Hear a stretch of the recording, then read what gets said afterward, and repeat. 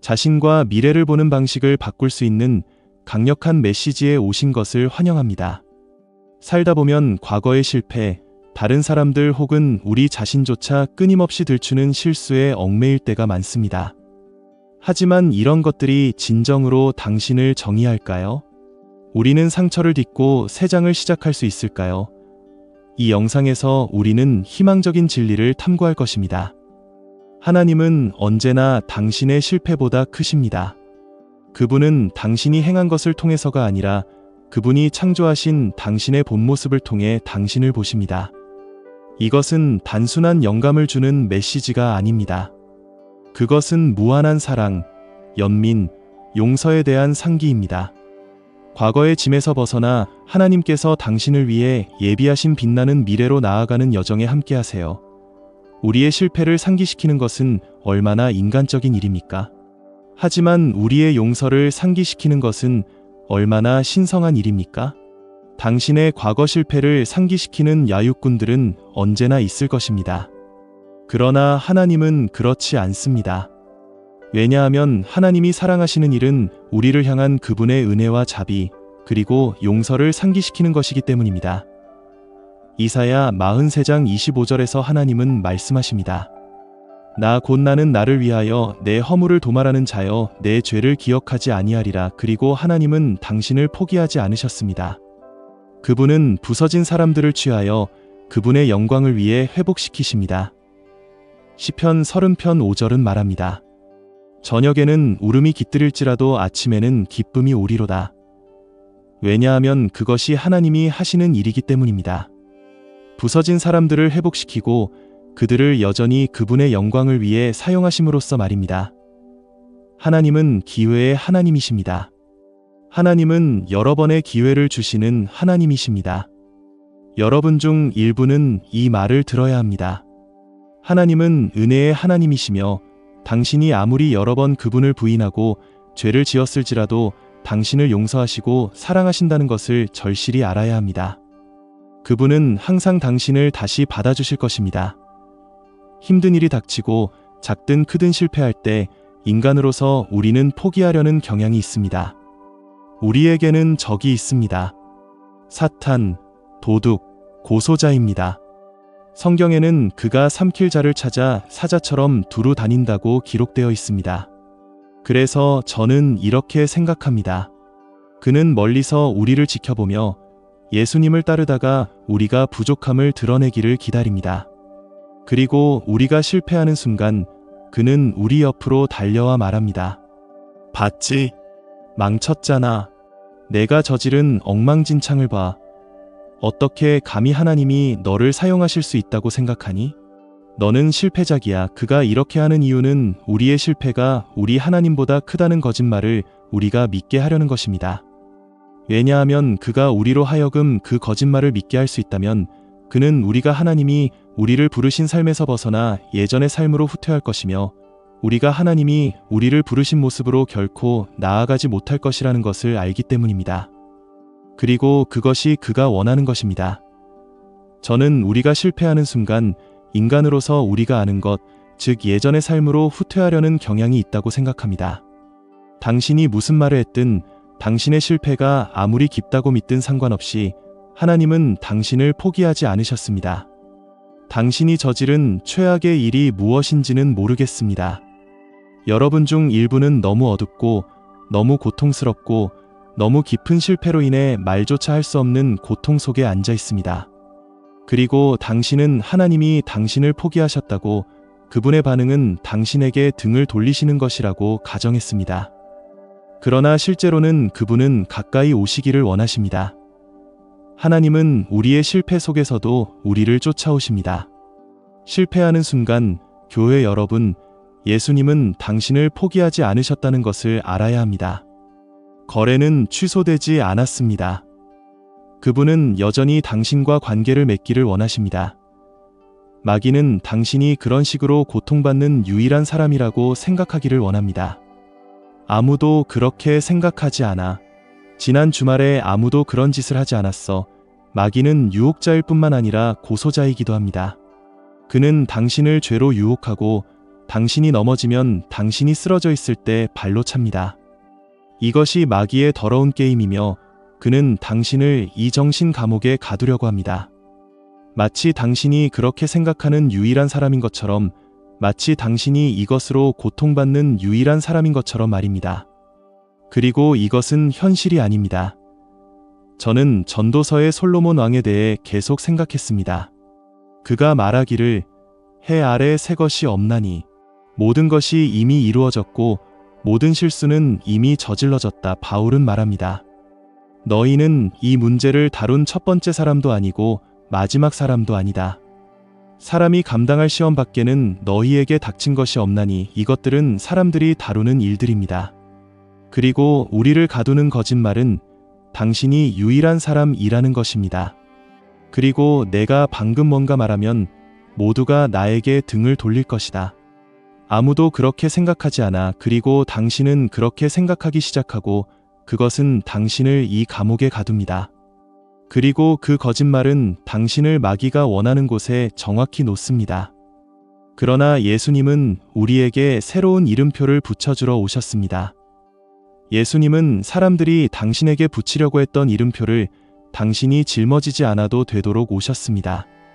당신은 다른 사람들이 당신에 대해 말했던 모든 것을 담고 있는 이름표를 달고 다닐 필요가 없습니다. 다윗은 간음했습니다. 그런데 하나님께서 간음하고 살인까지 한 다윗에 대해 뭐라고 말씀하셨는지 아십니까? 하나님은 말씀하셨습니다. 이 사람은 내 눈에 넣어도 아프지 않을 사람이다. 만약 하나님이 다윗을 그렇게 보실 수 있다면 저는 하나님이 당신을 다르게 보실 수 있다고 생각합니다. 그리고 오늘 교회에 앉아 있는 당신은 이것을 확실히 알 수 있습니다. 이것이 바로 하나님에 대한 기쁜 소식입니다. 하나님은 결코 당신을 포기하지 않으십니다. 하나님은 결코 당신을 그만두지 않으실 것입니다. 하나님은 항상 당신을 계속 쫓아오실 것입니다. 그분은 결코 그만두지 않으실 것입니다. 그분은 결코 포기하지 않으실 것입니다. 그분은 결코 당신을 보고 나는 너와 끝났다고 말씀하지 않으실 것입니다. 제가 아는 한 가지가 있습니다. 사람들이 실패할 때, 우리는 그들이 실패한 상태에 있을 때 그들을 판단하는 경향이 있습니다. 그러나 하나님은 그들의 실패 속에서도 그들을 보시며 그들이 그 실패에서 벗어났을 때의 모습을 보십니다. 하나님은 당신을 실패 밖에서 보십니다.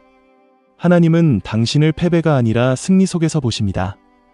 자, 당신의 가장 큰 죄, 당신의 실패, 어떤 단어를 넣고 싶든 상관없습니다. 그것은 하나님의 은혜에 비해 너무 크지 않습니다. 죄책감이 당신을 짓누르도록 내버려 두지 마십시오. 죄책감이 당신을 하나님께로 이끌도록 하십시오. 그게 전부입니다. 다시 말하겠습니다. 죄책감이 당신을 짓누르도록 내버려 두지 마십시오. 죄책감이 당신을 하나님께로 이끌도록 하고 그분에게서 도움을 받으십시오. 당신은 당신이 행한 것이 아닙니다. 당신은 하나님이 말씀하시는 당신입니다. 하나님은 우리에게 승리를 주셨습니다. 그것은 우리의 싸움이 아니라 그분의 싸움입니다. 싸움은 주님께 속한 것입니다. 어떤 사람은 이렇게 말했습니다. 하나님이 당신을 그곳으로 데려오셨다면 그분은 당신을 통과하게 하실 것입니다. 하나님께서 오래전에 저에게 보여주신 것이 있습니다. 그분은 말씀하셨습니다. 내가 무엇을 겪든 나는 그 위에 있다. 당신이 무엇을 겪고 있든 상관없습니다. 저는 그것보다 더 큽니다. 당신이 무엇을 겪든 하나님은 그 위에 계십니다. 하나님은 당신을 포기하지 않으셨습니다. 의사가 뭐라고 말했든 상관없습니다.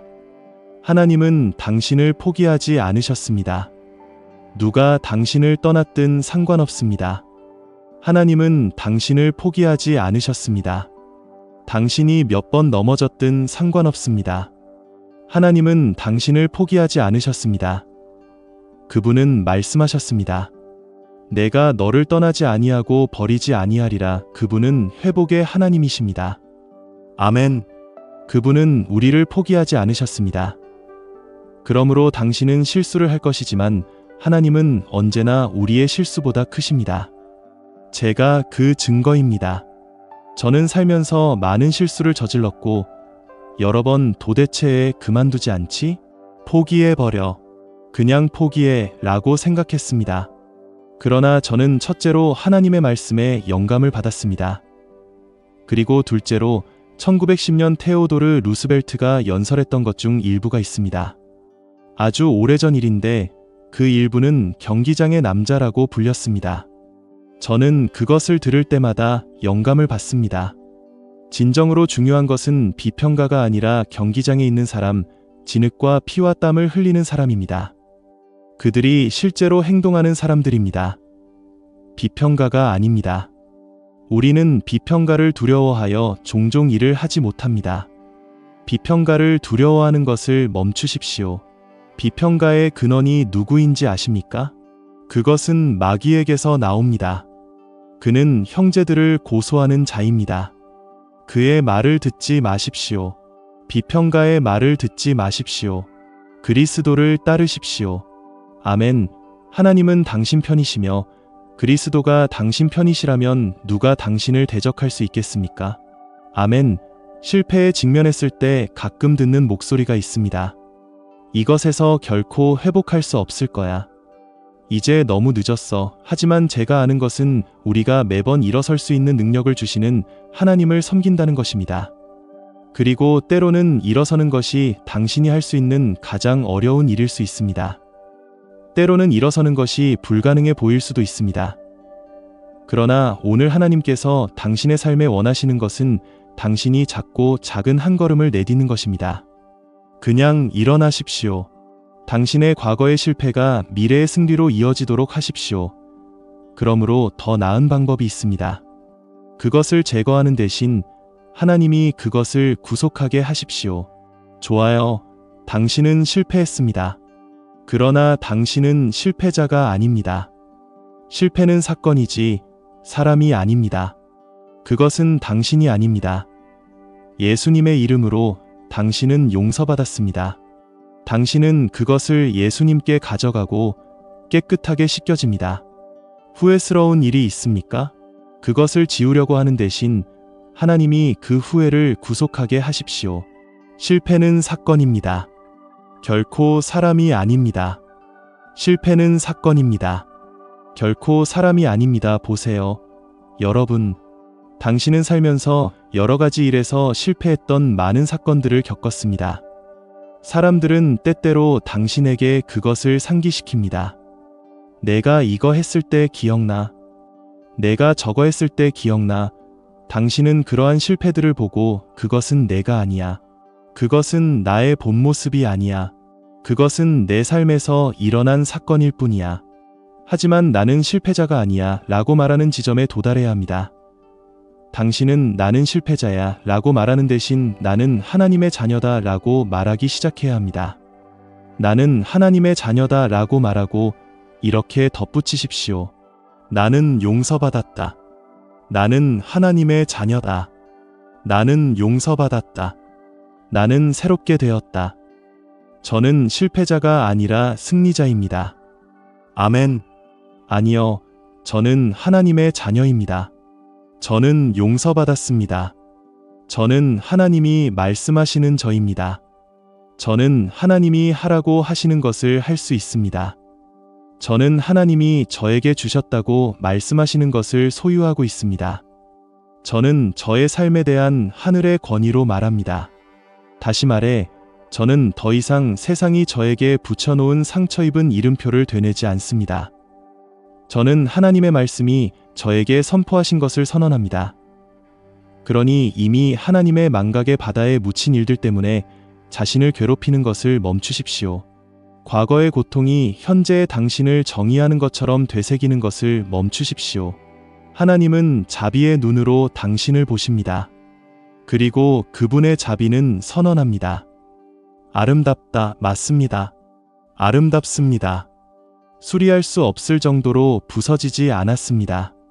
쓸모없지 않습니다. 끝나지 않았습니다. 아름답습니다.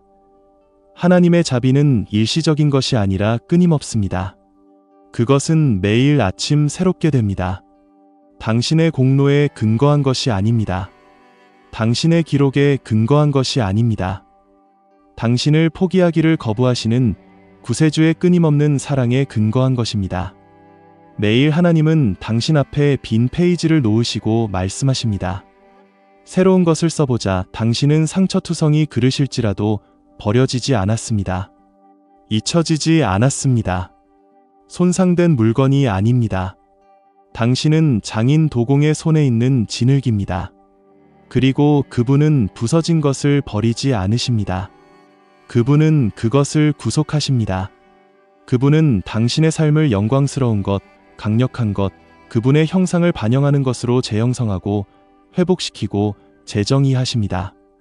그리고 그분이 마치시면 당신의 삶은 그분의 영광을 외치고 지옥의 모든 거짓말을 침묵시킬 것입니다. 이것이 당신의 재기입니다. 이것은 당신의 과거의 죄가 미래의 아름다움이 되는 계절입니다. 이것은 두려움이 믿음으로 바뀌고 패배가 운명에 무릎 꿇는 장입니다. 당신의 이야기는 끝나지 않았습니다. 사실 이제 막 시작되었습니다. 삶이 전장이 되고 짐이 무겁고 밤이 길어질 때 일어나십시오. 싸우십시오. 무너지지 마십시오. 움츠러들지 마십시오. 성경은 선언합니다. 믿음의 선한 싸움을 싸우라. 그것은 무릎이 떨릴 때도 앞으로 나아가라는 뜻입니다. 포기하고 싶을 때도 버텨내라는 뜻입니다. 당신은 포기하도록 만들어진 것이 아니라 정복하도록 만들어진 것입니다. 당신은 당신의 과거를 바꿀 수 없습니다. 그러나 예수님은 당신의 미래를 변화시킬 수 있습니다. 언젠가 당신은 이 순간을 뒤돌아보며 말할 것입니다. 그것이 전환점이었다. 그때 나는 수치심 아래 사는 것을 멈췄다. 그때 나는 내가 최악의 실수보다 더 나은 존재라고 믿었다. 그때 나는 은혜에, 치유에, 하나님이 나를 위해 예비하신 미래에 내라고 말했다. 당신의 과거에는 단순히 놓아줘야 할 것들이 있습니다. 그것들을 놓아주십시오. 그것들이 중요하지 않아서가 아니라 당신을 정의하도록 되어 있지 않기 때문입니다. 만약 하나님이 당신을 용서하셨다면 하늘이 놓아준 것을 당신이 붙잡고 있을 이유가 무엇입니까? 네, 당신의 과거는 당신이 너무 부서졌다고 소리칠 수 있습니다. 그러나 십자가는 더 크게 외칩니다. 구속되었다. 사랑받았다. 회복되었다. 하나님의 능력은 당신의 고통보다 큽니다. 그분의 은혜는 당신의 수치심보다 강합니다. 그리고 이것을 들으십시오. 하나님은 당신을 그 고통에서 건져내시거나 당신과 함께 그 고통을 통과하시거나 둘 중 하나를 하실 것입니다. 그러나 어떤 식으로든 폭풍은 영원히 지속되지 않을 것입니다. 당신은 다시 일출을 보게 될 것입니다.